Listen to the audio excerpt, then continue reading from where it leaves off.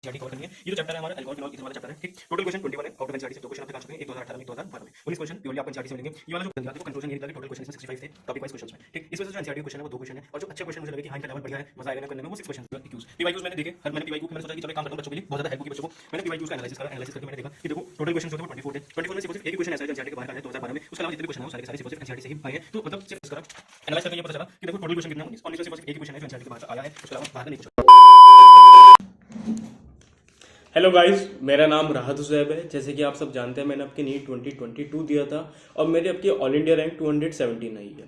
पिछली वीडियो में मैंने अपनी बुक्स वगैरह शेयर करी थी कि मैंने कौन कौन सी बुक से अपनी प्रिपरेशन करी है। तो वहाँ पे मैंने अपने आकाश के मॉड्यूल दिखाए थे कि देखो मैंने यहाँ से तैयारी करी है। अच्छा, अभी हुआ ये कि बहुत सारे बच्चे मुझसे टेलीग्राम पे भी मैसेज कर रहे थे और यूट्यूब कमेंट सेक्शन में भी कह रहे थे कि भैया क्या हम पीडब्ल्यू का मॉड्यूल फॉलो कर रहे हैं, क्या वो सही रहेंगे या फिर नहीं रहेंगे। मतलब बच्चे डाउट में आ रहे थे, वो मुझे बिल्कुल भी सही नहीं लग रहा था। तो इसलिए मैं 2-3 हफ्तों से अपने पीडब्ल्यू के मॉड्यूल के ऊपर स्टडी कर रहा था। एक बात ये अपने नहीं है, मतलब मेरे दोस्त के हैं, मैंने उससे ली थी स्टडी करने के लिए। तो मैं 2-3 हफ्तों से इनके ऊपर ही कर रहा था। मेरे दोस्त ने पिछले साल तैयारी करी थी और उसे लगभग ये 2800 रुपीज़ के आसपास के पड़े। चलिए शुरू करते हैं, देखते हैं अब इसके अंदर क्या क्या रखा हुआ है। केमिस्ट्री के मॉड्यूल्स हो गए, केमिस्ट्री के मॉड्यूल्स मैंने कुछ इस तरीके के दिखाए, ये वाला पैटर्न है केमिस्ट्री के मॉड्यूल्स का। फिर उसके अलावा ये हमारे बायोलॉजी के मॉड्यूल्स हो गए, ये बायो के हैं। और उसके अलावा ये हमारे फिजिक्स का मॉड्यूल है। इन्होंने ऐसे ना क्लास वाइज दिखाया, मतलब ऊपर ही लिखा हुआ है कि क्लास कौन सी है, फिर यहाँ पे इन्होंने सब्जेक्ट बताया, मतलब वो बता रखे कि कौन कौन से इसके अंदर चैप्टर्स आ रहे हैं। सही है, अच्छा है, क्वालिटी भी ठीक ठाक है, राइटिंग वगैरह, पीछे क्यूआर कोड वगैरह। मुझे एक इसमें मतलब शुरू में एक बहुत अच्छी बात लगी। सबसे अच्छी बात मुझे ये लगी कि मतलब ये बहुत बजट फ्रेंडली है। 2800 रुपये के थे, फिर वो मुझे बता रहा था कि दिवाली का ऑफर आया था, बीच में 1800 के भी हो गए थे। फिर तो अलग से मतलब सच में बहुत अच्छा काम कर रहे हैं कि चीज़ों को जो है मतलब बजट फ्रेंडली ला रहे हैं ताकि हर बच्चा अच्छे तरीके से पढ़ाई कर सके। अब हमने बाहर से क्वालिटी तो देख ली, अब अंदर की चीज़ें और देखते हैं। फिर मतलब बहुत से बच्चे कहेंगे कि भाई तुम कौन हो जज करने वाले, ये वो सारी चीज़ें। देखो मेरा ये 4th ड्रॉप था, बहुत टाइम से तैयारी कर रहा था, बहुत सारी पब्लिकेशंस की मतलब मैंने बुक्स लगाई हैं और बहुत सारे क्वेश्चंस भी लगाए। तो मुझे बहुत थोड़ा सा अंदाजा है, बहुत थोड़ा सा, कि मतलब क्या होना चाहिए, कैसा हो सकता है मेरे हिसाब से। किसी को अच्छा लगता है तो ठीक है, अगर बुरा लगता है तो भी ठीक है, कोई बात नहीं। तो चलिए शुरू करते हैं। सबसे पहले हम तो देखिए ये तो आउटर कवरिंग हो गई इसकी। उन्होंने बता दिया कि क्लास 11 है, मॉड्यूल नंबर 3 है, प्लांट फिजियोलॉजी के ऊपर ये बेस है। यहाँ पे अलग सर है, हेलो बच्चों, ठीक। देखो फिर इन्होंने शुरू में यहाँ पे अपना कंटेंट वगैरह बता दिए हैं कि कौन कौन से पेज पे कौन कौन से चैप्टर है। नॉर्मल है, सब जगह होता है। एडिशन ये 2021 वाला है, ठीक। वेबसाइट्स वगैरह यहाँ पे दे रखी है, कॉपीराइट वगैरह दे रखा है। सबसे शुरू में ही मुझे बहुत अच्छी चीज़ जो लगी वो ये लगी कि देखो इन्होंने यहाँ पे क्या करा है, मिनरल न्यूट्रिशन के लिए पास्ट ईयर का ट्रेंड बता दिया कि देखो कौन से वाले चैप्टर से क्या ट्रेंड रह चुका है। अगर हम देखें इसके ऊपर फोकस करें तो 2011 में इसमें से 7 क्वेश्चन आए थे, मैक्सिमम क्वेश्चंस जो आए थे। फिर उसके बाद अभी जो हाल फिलहाल में 2020 में कितने क्वेश्चंस आए हैं, वो 2 क्वेश्चंस इसमें आ चुके हैं। तो यहाँ से आपको अंदाज़ा लग जाएगा कि कौन से चैप्टर में से कितना वेटेज है, कहाँ से क्वेश्चन उसके आते हैं। फिर इन्वेस्टिगेशन रिपोर्ट हुई है। इन्वेस्टिगेशन रिपोर्ट में क्या है कि जो प्रेडिक्ट मतलब जो ये टारगेट एग्जाम मतलब कौन सा है, नीट, नॉर्मली क्वेश्चंस कितने आते हैं, एक या दो, मतलब जो प्रेडिक्टेड ईयर है, अगला जो ईयर होगा उसमें इतने क्वेश्चन इसके आने के चांसेस होंगे। फिर उसके बाद इन्होंने बता दिया कि क्रिटिकल कॉन्सेप्ट, ठीक। ये चीज़ इन्होंने बहुत अच्छी दिखाई है कि मतलब ये टॉपिक ऐसे हैं जिनसे बार बार क्वेश्चन आने की उम्मीद होती है। तो कुछ बच्चे ऐसे होते हैं जो सिर्फ और सिर्फ क्वालिफाई करने के लिए तैयारी कर रहे होते हैं, उनके लिए मतलब ये बहुत ज़्यादा इंपॉर्टेंट होते हैं। ये जो पहली बार पढ़ रहे हैं उन्हें भी पता होना चाहिए कौन से टॉपिक्स जो होते हैं वो क्रिटिकल होते हैं। फिर प्रैक्टिस प्लान दे रखा है इन्होंने। देखो इसमें क्वेश्चन कितने तरीके के हैं। सबसे पहले टॉपिक वाइज क्वेश्चन आते हैं, फिर एनसीईआरटी बेस्ड क्वेश्चन, फिर मल्टी कॉन्सेप्ट क्वेश्चन और फिर प्रीवियस ईयर क्वेश्चन। तो टोटल इस चैप्टर में 145 क्वेश्चन है। शुरू में ही आपको पता चल जाएगा कि किसमें कितने क्वेश्चन हैं। अब हम बात करेंगे, देखो इसमें थ्योरी दे रखी है शुरू में ही, तो ठीक मैं फोकस कर लेता हूँ। इंट्रोडक्शन है, थ्योरी है। मैंने थ्योरी पढ़ी, थ्योरी पढ़ के मुझे ये पता चला कि इसमें लगभग 95% जो कंटेंट दे रखा है वो एनसीईआरटी का दे रखा है, 5% इसमें एक्स्ट्रा दे रखा है, ठीक। आपको नहीं पढ़ना है। जैसे कि अगर एग्जाम्पल के तौर पर मैं ये बताऊँ कि एसेंशियल एलिमेंट्स एनसीईआरटी में बहुत अच्छे तरीके से बताए गए हैं कि कितने होते हैं, क्या क्या उनके बारे में। इन्होंने बस यहाँ पर इतना बता दिया कि उसका नाम किसने दिया है। तो कोई ज़रूरत ही नहीं है जानने की, नहीं पूछता है वो, सिर्फ यही पूछेगा कि कौन कौन से होते हैं। जो एनसीईआरटी में दिया जाता है वही पूछा जाएगा, उसके अलावा नहीं पूछा जाएगा। साइड में नीड टू नो करके भी बहुत सारे कुछ एक्स्ट्रा पॉइंट दे रखे हैं। थ्योरी सिर्फ आप एनसीईआरटी की ही पढ़ना, उसके अलावा कहीं मत जाना इधर उधर, क्वेश्चन उसकी लैंग्वेज से ही फ्रेम होके आते हैं। फिर यहाँ पे की नोट वगैरह दे रखे हैं, ठीक। बैलेंसिंग एलिमेंट वगैरह सब फालतू की बातें हैं, नहीं पूछता, कुछ भी नहीं पूछता है वो, ठीक। की नोट वगैरह है, टेबल वगैरह दे रखा है, ठीक। आप इसमें से एक चीज़ कर सकते हो, जैसे कि अगर आप ये समझो हमारे ये डिफिशिएंसी सिम्टम्स वगैरह हैं, इसे आप फाड़ लो, फाड़ने के बाद अपना दीवार पे चिपका लो। आप इसे याद करते रहना, सिर्फ वही चीज़ याद करना जो एनसीईआरटी में दे रखी है अंडरलाइन करके, उसके अलावा कुछ मत करना। ठीक, अब चलिए क्वेश्चंस पर आते हैं। इन्होंने किस किस तरीके के क्वेश्चंस हमें दे रखे हैं। यहाँ से हमारे क्वेश्चंस शुरू हो रहे हैं। ये टॉपिक वाइज क्वेश्चन है। टॉपिक वाइज क्वेश्चन पीडब्ल्यू के बच्चों के लिए बहुत ज़्यादा हेल्पफुल रहते हैं। क्यों रहेंगे? जैसे सपोज करो आपने ये वाला जो टॉपिक है अपने लेक्चर देखा, लेक्चर देखने के बाद अगर आप डीपीपी सॉल्व करोगे तो डीपीपी में सिर्फ आपको इसी टॉपिक के क्वेश्चन देखने को मिलेंगे। आप वहाँ से इस टॉपिक के क्वेश्चन लगा लो, फिर आप अपने मॉड्यूल पर आ जाओ, फिर वहीं से इसी टॉपिक का आप क्वेश्चन यहाँ पे लगा लोगे। तो इस टॉपिक के जितने भी क्वेश्चन होंगे आपका इन सब पे मास्टर्स हो जाएगा। आकाश का मॉड्यूल जो मैं सॉल्व कर रहा था उसमें मिक्स कॉन्सेप्ट वाले क्वेश्चन थे। मतलब एक हेडिंग थी क्वेश्चन की, फिर उसमें हर तरीके के क्वेश्चन उसमें मिक्स थे, तो उसमें ढूंढ ढूंढ के करने पड़ते थे। लेकिन यहाँ पे आपको इससे बहुत ज़्यादा हेल्प मिलेगी। ठीक, तो मैंने इन सब का एनालिसिस करा। एनालिसिस करके मैंने मतलब हर क्वेश्चन को ज़्यादा कर रीड करा, टाइम दिया मैंने। एक एक चैप्टर के साथ ऐसा करा है कि सारे चैप्टर को मैंने रीड करा हो। फिर उसके बाद लास्ट में आके मैंने कंक्लूजन दिया। देखो कंक्लूजन ये निकला कि टोटल क्वेश्चन इसमें 65 थे टॉपिक वाइज क्वेश्चंस में। ठीक, इसमें से जो एनसीईआरटी के क्वेश्चन है वो 2 क्वेश्चन है, और जो अच्छे क्वेश्चन मुझे लगे कि हाँ इनका लेवल बढ़िया है, मज़ा आएगा इन्हें करने में, वो 6 क्वेश्चन थे। जैसे कि आप ये वाला क्वेश्चन देखो, एजोला वाला, अगर मैं इस पर फोकस करूँ तो देखो ये क्वेश्चन एनसीईआरटी में इसका कहीं जिक्र नहीं है। फिर उसके अलावा ये है कि इसमें भी इसका कहीं भी मतलब एनसीईआरटी से कोई ताल्लुकात नहीं है। एनसीईआरटी के बाहर के क्वेश्चन इसमें सिर्फ 2 मिले, तो सही है, इतना चल सकता है। अच्छे क्वेश्चन 6 हैं इसमें। फिर उसके बाद आता है एनसीईआरटी बेस्ड क्वेश्चन। नाम से ही पता चल रहा है ये सारे के सारे क्वेश्चन ऐसे हैं जो एनसीईआरटी के ऊपर बेस्ड हैं। इन्हें करना कंपलसरी है, ये आपके लिए बहुत ज़्यादा ज़रूरी है। फिर मल्टी कॉन्सेप्ट क्वेश्चंस आते हैं। ये अच्छे क्वेश्चन है, करना चाहो कर सकते हो, नहीं करना चाहो मत करो, इसमें भी कोई दिक्कत वाली बात नहीं है। फिर अगला आया नीट पीवाईक्यूज़ मैंने देखे मैंने पीवाईक्यू, फिर मैंने सोचा कि चलो एक काम करता हूँ, बच्चों के लिए बहुत ज़्यादा हेल्प होगी बच्चों को। मैंने पीवाईक्यूज़ का एनालिसिस करा। एनालिसिस करके मैंने देखा कि देखो टोटल क्वेश्चन जो थे वो 24 थे। 24 में सिर्फ और सिर्फ एक ही क्वेश्चन ऐसा है जो एनसीईआरटी के बाहर का आया है 2012 में। उसके अलावा जितने भी क्वेश्चन आए वो सारे के सारे सिर्फ और सिर्फ एनसीईआरटी से ही आए हैं। तो मतलब सिर्फ एनसीईआरटी पर ही फोकस करो। बहुत कम क्वेश्चन जो होते हैं बाहर के आते हैं, और वो भी 2012 में आया, आज से लगभग 10 साल पहले आया।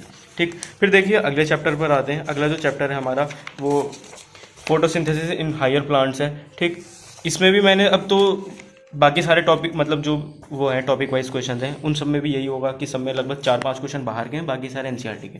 एनसीईआरटी बेस्ड क्वेश्चन जितने भी हैं उसमें सब एनसीईआरटी के मिलेंगे।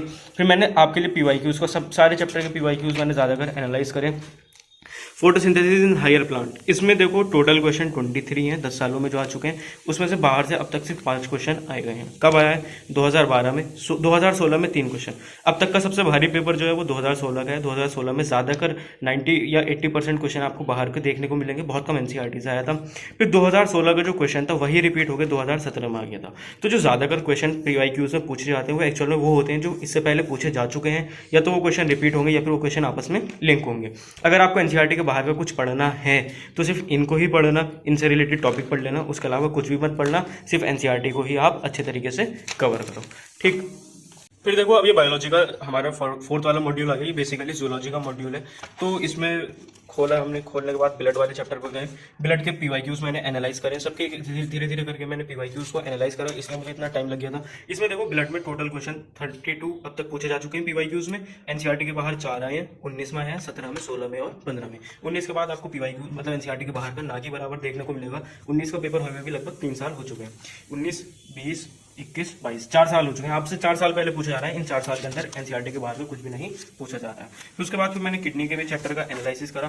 किडनी के चैप्टर को भी एनालाइज करने के बाद मुझे यही पता चला, देखो किडनी में अब तक टोटल क्वेश्चन जो है जो पूछे गए हैं पिछले 10 सालों में वो 24 हैं। एनसीईआरटी के बाहर के सिर्फ 2 क्वेश्चन है, 2019 में, 2015 में। 22 क्वेश्चन जो है वो एनसीईआरटी के हैं, तो आप एनसीईआरटी पे भरोसा कर सकते हो। कुछ एक्स्ट्रा पढ़ना है तो इन पीवाईक्यू से ही रिलेटेड आप पढ़ना।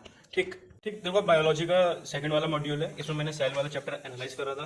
तो सेल वाले चैप्टर में अगर हम बात करें तो इसका मतलब इसमें करने में मुझे बहुत मजा आया। देखो टोटल क्वेश्चन सेल वाले चैप्टर में 10 सालों में 62 पूछे गए हैं।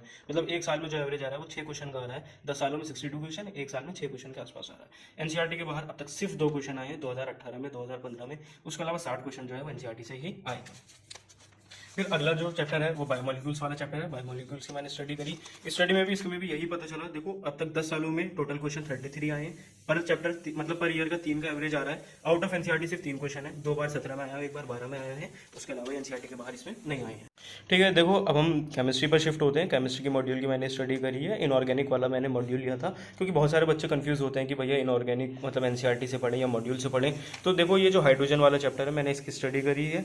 यहाँ पे इन्होंने क्रिटिकल कॉन्सेप्ट, ये चीज़ें मतलब कॉमन है, आपको हर मॉड्यूल में देखने को मिलेगी, इसलिए मैं इसे बार बार मतलब नहीं ला सकता हूँ, डिस्कस इसे नहीं करेंगे। थ्योरी मैंने पढ़ी थी, बहुत सारी फालतू चीज़ें दे रखी हैं एनसीईआरटी के बाहर की, जिससे कोई मतलब नहीं है, कुछ नहीं पूछा जाता है, ना ही वो कभी पूछेगा। बेमतलब की चीज़ें, फालतू फालतू चीज़ें यहाँ पे हमें दे रखी हैं। ठीक, फिर इसमें मतलब क्वेश्चंस पर आते हैं। क्वेश्चंस में देख रहा था, क्वेश्चंस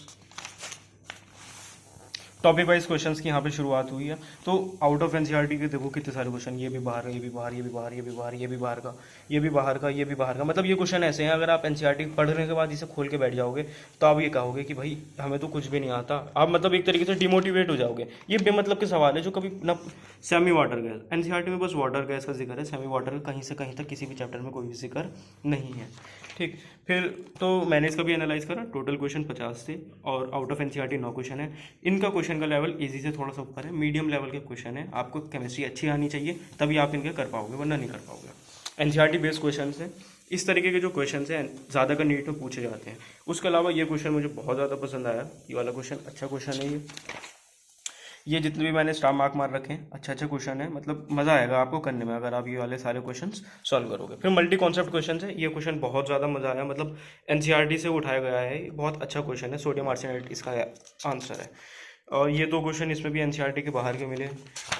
ठीक, फिर देखो मल्टी कॉन्सेप्ट के बारे में आप एक बात ध्यान रखना, जो हो जाएगा क्वेश्चन अच्छी बात है, वरना नहीं हुआ तो कोई बात नहीं, परेशान मत होना। पीवाईक्यूज़ का एनालाइज करा मैंने, एक एक पीवाईक्यू आपको एनसीईआरटी से ही देखने को मिलेगा। फिर पीवाईक्यूज़ पर शिफ्ट होते हैं, एस ब्लॉक की बात करेंगे। एस ब्लॉक का मैंने देखो पूरा एनालाइज करा, एनालाइज करके ये पता चला कि देखो टोटल क्वेश्चन कितने हैं, 19। 19 में सिर्फ और सिर्फ एक ही क्वेश्चन है जो एनसीईआरटी के बाहर का आया है, उसके अलावा बाहर का नहीं पूछा गया। वो भी कब आया था, 2016 में आया था। 2016 में जितना भी मतलब बाहर का भारी पेपर है, क्यों भारी पेपर है, कुछ क्वेश्चन जो होते हैं वो एनसीईआरटी के बाहर के आए थे। फिर देखो उसके बाद हम बात करेंगे नीट पीवाईक्यूज़ की, मतलब सॉरी पी ब्लॉक वाला चैप्टर है। पी ब्लॉक वाले चैप्टर की अगर हम बात करें, टोटल क्वेश्चन जो है वो 19 क्वेश्चन है। 19 में से सिर्फ 2 क्वेश्चन एनसीईआरटी के बाहर के पूछे जा चुके हैं, एक बार 2013 में और एक 2012 में। ठीक, फिर देखो अच्छा मैंने एक चीज़ यहाँ पे एक नोटिस करी, अगर मैं बिल्कुल ऑनेस्ट रिव्यू की बात करूँ, देखो ये मॉड्यूल एक तो 20-21 का है। 20-21 से पहले जितने भी क्वेश्चन पेपर मतलब आ रहे थे नीट के, उसमें AR टाइप वाले क्वेश्चन बिल्कुल भी नहीं थे। तो ये जो मॉड्यूल बनाया गया था वो AR मतलब इसमें AR वाले क्वेश्चन आपको बिल्कुल भी देखने को नहीं मिलेंगे, जिस तरीके के नीट 2022 में आ गए हैं। अब के मॉड्यूल अपडेट होकर आए हैं, तो मुझे जहाँ तक उम्मीद है कि अलग सर ने अपडेट अच्छे तरीके से करा होगा, उसमें AR टाइप वाले क्वेश्चन आपको देखने को मिलेंगे। प्लीज़ जिनके पास नए वाले मॉड्यूल हैं उसमें AR टाइप वाले क्वेश्चंस हैं या नहीं हैं, आप इस चीज़ का मतलब ज़रूर बताना कमेंट सेक्शन में, मैं आपके कमेंट को पिन कर दूंगा ताकि जो भी बच्चे हैं उन सबको हेल्प मिले। ठीक, अब हम शिफ्ट होते हैं ऑर्गेनिक केमिस्ट्री में। ऑर्गेनिक केमिस्ट्री की बात करते हैं।